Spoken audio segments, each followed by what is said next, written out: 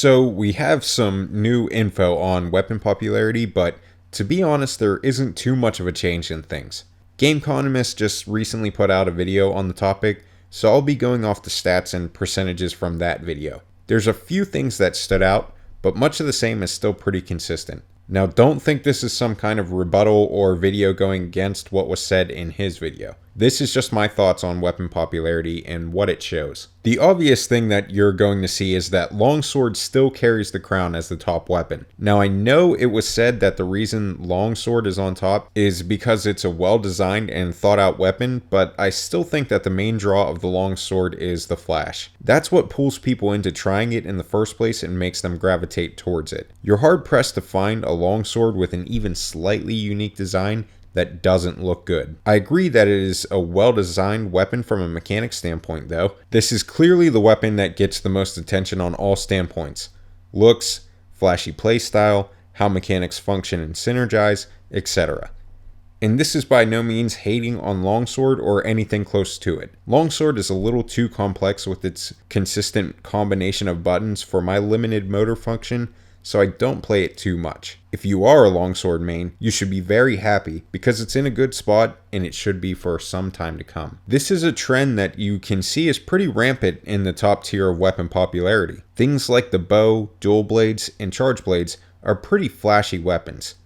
The quick finesse hits and fluid combos of the dual blades and bow, or the explosive power of the charge blade, make for a pretty awesome display. And can you blame people for loving that? Especially in a remarkably beautiful game like Iceborne. Because you know what else goes with these weapons? Absolutely beautiful weapon designs. The only way you can really compete with these kind of weapons when it comes to popularity is a weapon with fantastic designs and extremely high potential for damage. That's where the greatsword comes in. The greatsword really does have some of the coolest weapon designs, and that only makes me want to really put the time in to master it even more.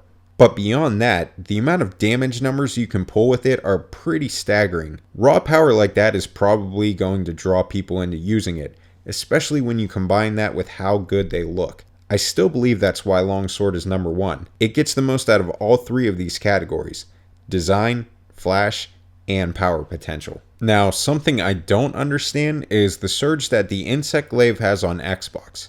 I'm not saying that Insect Glaive isn't a good weapon, it's fantastic actually, but I'm just curious as to why on Xbox specifically, it has such a large popularity. I know that speaking from personal experience, I'm a fan of the changes it got in Iceborne, and think it's been made into an even more fun weapon to play. And you want to talk about flashy? Insect Glaive has some of the most flashy, fluid, and smooth attacks and combos you'll see in the entire game. Not to mention the Kinsect buffs and how great of a mechanic they are. When I very first started Monster Hunter World, it was the first weapon I played with until I started using Hunting Horn. Just to shake things up, it would be nice to see Insect Glaive take the top spot on Xbox, but the fact that it's even as close as it is actually really impressive. Clearly, you Insect Glaive lovers on Xbox have really shown out. Another thing that kind of took me by surprise was the fact that Switch Axe is still sitting at a pretty low spot throughout the platforms. I thought the amount of freedom that they opened up with improvements to Axe Mode really would have drawn in more people to give it a shot. In a similar fashion, although it's already popular,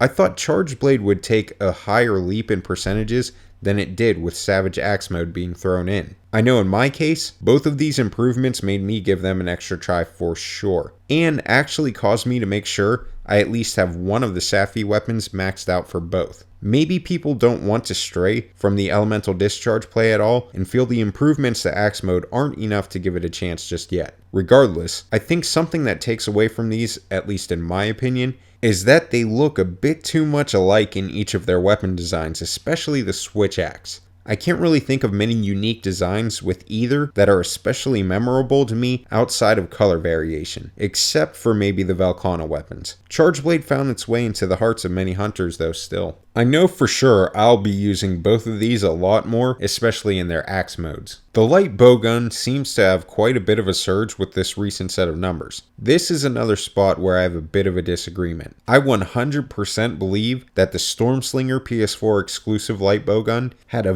very heavy influence on light bowgun making such a jump. You could deep dive into it and say, no, this and this and this also had a big influence, and that's fine. But the overview looks like this. Light bowgun made a jump exclusively on PS4, not PC or Xbox. The Stormslinger is exclusive to PS4 and not Xbox or PC. And this isn't just a new skin look for the weapon, it even came with its own unique mechanic. So of course people are going to be drawn to it. You can interpret things however you like, but I definitely think the Stormslinger was the catalyst to that rise. And good for the light bowgun users.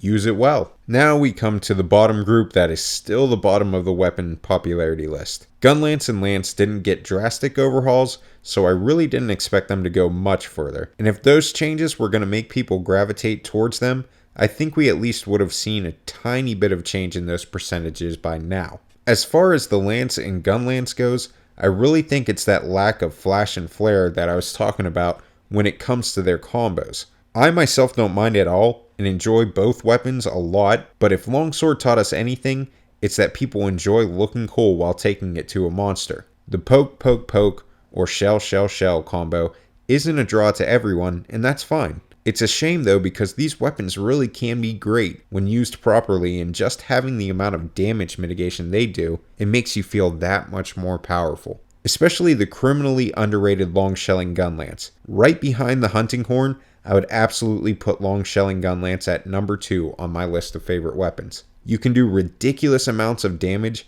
and routinely stagger and flinch monsters with enough skill, and it definitely shows. And finally, we make it to the last of the last, the weapon that can't do damage, the hunting horn. To be clear, I don't want it to be misconstrued that I want hunting horn to have some explosive growth, or I'll be disappointed if we don't see that. My feeling is summed up almost perfectly with this comment from Frizzy Gaming. I definitely thought with the addition of the echo note and bubbles, there would have been some change up in the numbers. In saying that, I absolutely love that hunting horn is at the bottom. Just think about it. What other weapon jumps into the Safi Siege and thinks, oh my god, someone else with my weapon? Maybe Lance and Gunlance, but I doubt they have as strong of a reaction as us hunting horn users have. You know how in all the movies, tribes have that wise shaman that they rely on for spiritual guidance and boons? That's what I feel like hunting horn users are in Iceborne. It may not look like it, but they are very powerful, and they can make you much more powerful too. Being at 1% is definitely a glass half full, half empty kind of situation, but for me, it's definitely a half full one. There's a sense of pride that comes along with being the underdog or the bottom of the popularity list. I know people have said that playing hunting horn can be a little intimidating, but I completely understand that. That's what kept me from playing Chargeblade for the longest time. But when someone says it just doesn't do enough damage, that's where I really don't understand. When I see stuff like that being said, I come to the conclusion that the person either isn't good enough with the hunting horn, or they just don't enjoy the playstyle or mechanics. And that's fine, but to say it doesn't do enough damage is kinda lazy. I don't really think that there's much Capcom would be able to do to bring up the popularity of these bottom weapons, but it wouldn't hurt for them to try. In that sense, I really think it would take them doing something along the lines of bringing a weapon like the Stormslinger to these weapon categories. For example, if they maybe had a Gunlance that had a chance of firing off an extra shell or something along those lines, you might see people giving Gunlance more of a shot. Maybe for the hunting horn, you bring in a horn that has an exclusive song to it. Something nice and powerful to where people will want to take up the horn themselves, or at least increase the demand for horns. Regardless, Iceborne is definitely not the version of Monster Hunter where we'll see those drastic number changes. But that's going to be it for this one, guys. I like talking about and diving into the reason for weapon popularity. It's fun to get opinions on it and discuss it. As far as me caring where my favorite weapons land, I don't. But I do enjoy reading comments saying that seeing my videos made people try out hunting horn. Maybe that's it. Maybe it really is just a misunderstood weapon. If you liked the video, please do let me know with a thumbs up. Comment down below what you think about the numbers, or if you even care about them in the first place. Subscribe if you haven't already for more Iceborne and hunting horn content. Dudes forever, have a good night, and happy hunting.